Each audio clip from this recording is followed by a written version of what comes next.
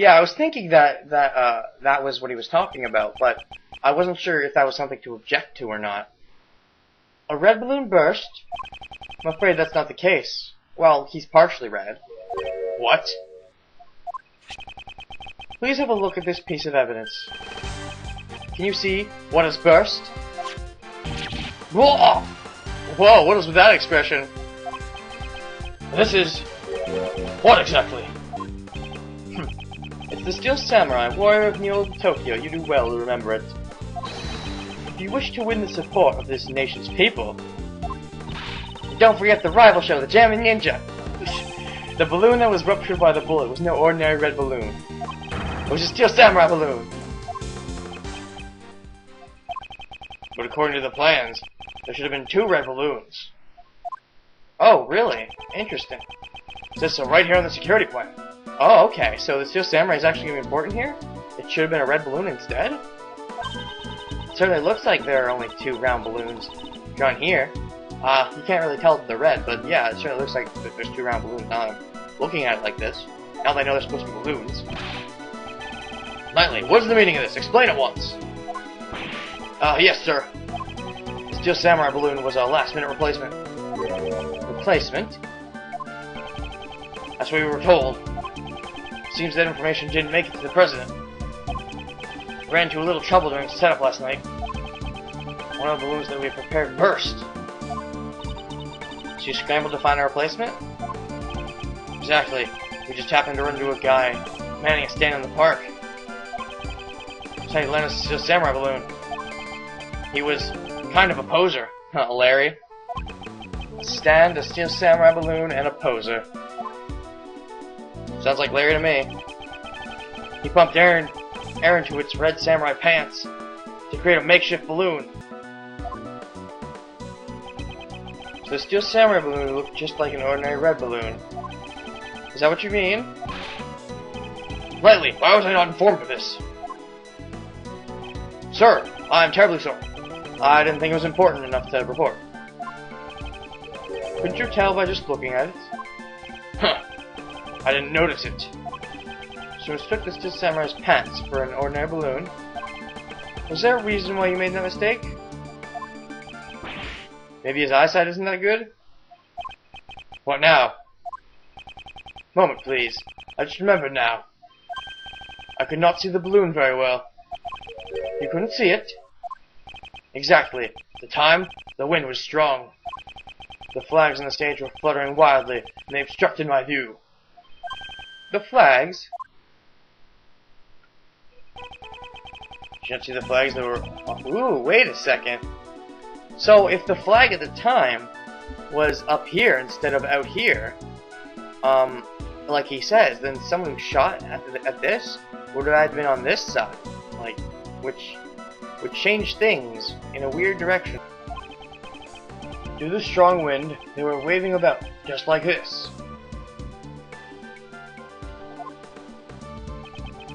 So strong wind was blowing at the time of the incident. This changes things, alright. The flags were fluttering wildly. Is there a problem with that? Yes. President Huang, you have my gratitude. Your testimony has helped uncover a new contradiction. A contradiction, you say? Yes. One that turns the very foundation of this case on its head.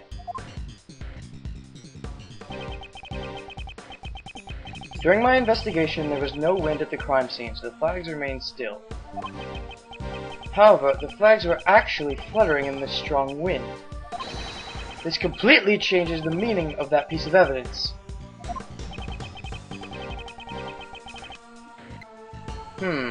This one? Judging from the bullet holes, the shooter probably stood on the left side of the audience. I think it's this one, right? Take that! The gunshot rang out during the president's speech. The bullet struck the balloon. And also pierced through the national flag. I had previously deduced the bullet's trajectory using these facts. The assassin fired the bullet from the left side of the audience area.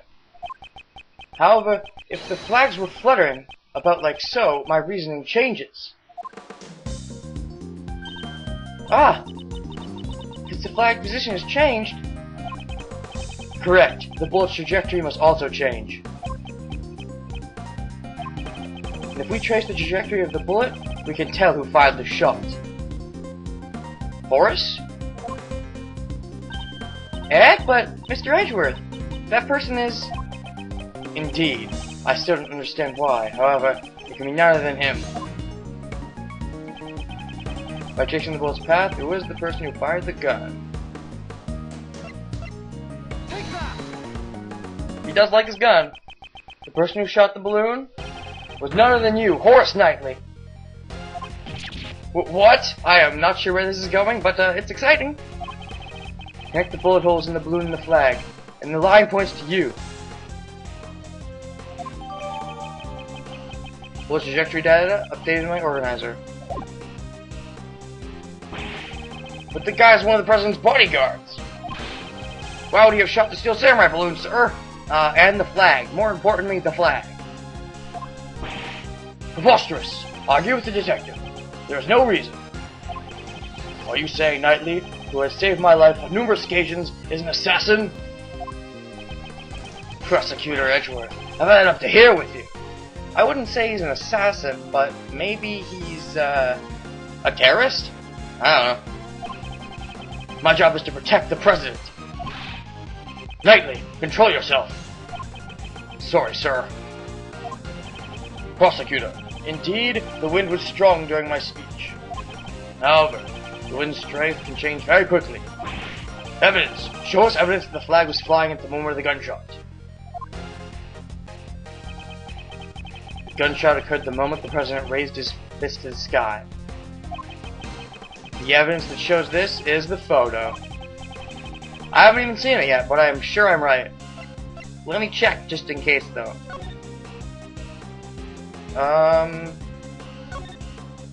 Right there. Picture number 2. Take that. The evidence is this photo. Interesting. And where in this photo exactly? Proof that the flag was flying in the photo is right here. I'm surprised I didn't have to pick the photo, but it'd be the flag itself. Take that. Don't you see? The fluttering flag can be seen in this photo. No! There was no mistaking that the flags were flying at the moment of the incident. At least that one was. So then, it really was that guy who shot the balloon? That would mean Mr. Knightley is the assassin. Horace Knightley is not the assassin. Horace Knightley is not the assassin. The only thing he shot was a balloon. A balloon on the opposite side of the president. He wasn't aiming at the president. Why then? Why was it necessary for me to do a thing like that? Depending on your answer, I might take aim at your pretty little head. Why was it necessary? I presume the reason is connected to the one thing that's felt out of place. The one who shot the balloon was the president's bodyguard, Knightley.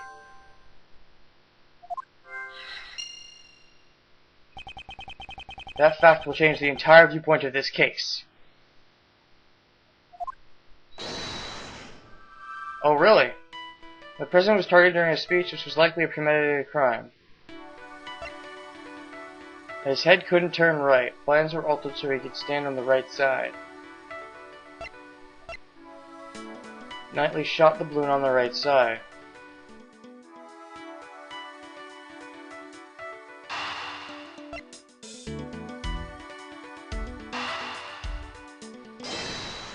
I'm sure these are things connect. I'm not sure why though.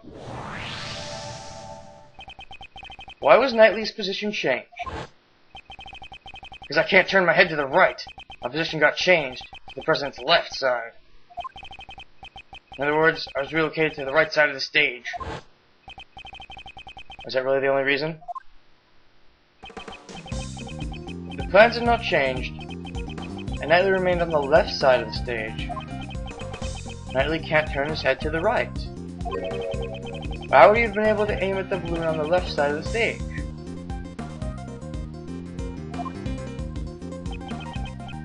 Perhaps the security plans were altered so that Knightley could shoot the balloon?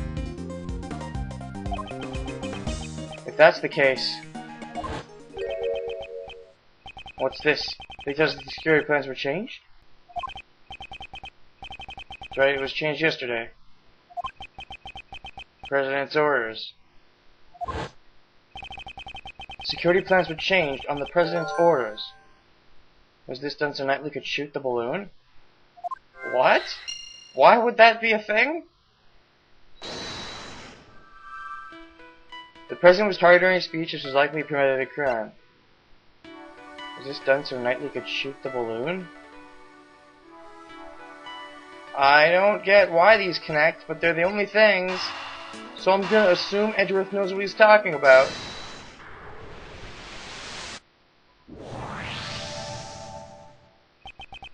In other words, the President knew about the balloon being shot. He knew about the attempt on his own life. If you think about it that way, everything that's been out of place is beginning to add up. So wait, was someone attacking him from the balloon?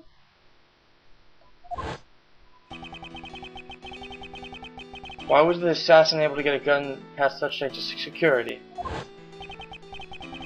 Why was the assassin wearing a conspicuous red hood? Why did they use a laser sight that would so easily reveal their location?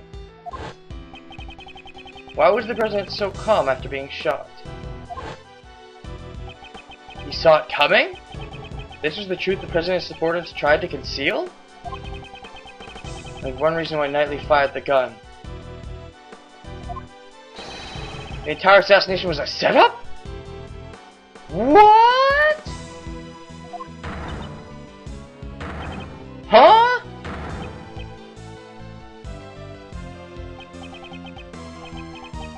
You seriously understand what you're implying with this? Well, I had considered this as a possibility, but it doesn't really make sense to me. Like, was this all done so they could kill Rook? Like, that's the only explanation, but why? Of course I understand. In fact, now I understand everything. Really enlighten me, good sir. Mr. President, you wish to take the investigation rights from me. That was all so you could conceal the real truth. How dare you mock me with these spurless allegations? Mock you? That was not my intention. I simply used logic to uncover the truth, that is all. Knightley fired the first shot in order to rupture the balloon. Hearing the gunshot and the sound of the balloon bursting, the audience began to panic. This was followed by one more shot. Wait, one more shot? Yes. Knightley turned toward the balloon and pulled the trigger a second time. Wait, what? The second gunshot was also fired by Knightley, to create the illusion of the second shot hitting the President. So what about the bullet that hit the President's bulletproof vest? What if that bulletproof vest had been prepared in advance? Ugh! What's the matter, Mr. President? Afraid of facing a little bullet? That's not true. I was definitely shot. If we examine the bullet in your vest, it would answer the question for us. Will we find Rook's blood on that bullet? Oh, crap! But the person in the red who shot me is in the photo! Weren't you listening, Mr. President? From the bullet's trajectory, the one who fired the shot must have been Knightley. Then, Nicole... she too was part of the President's plan. Oh! She was to bear the blame and become the false assassin. Really now? The red-hooded figure. Exactly. I don't know how much of the plan Miss Swift knew beforehand. However, she didn't fire the gun. All she did was aim the laser pointer at the President's head. That's right!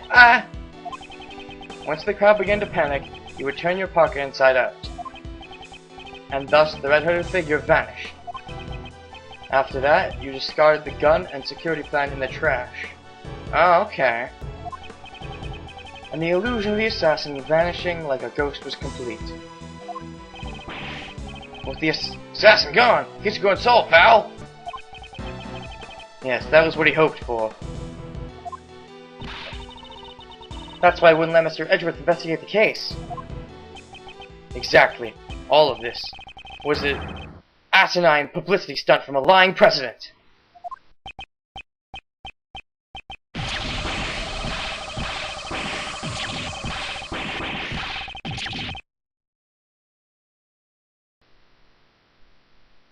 Oh! Need some Botox?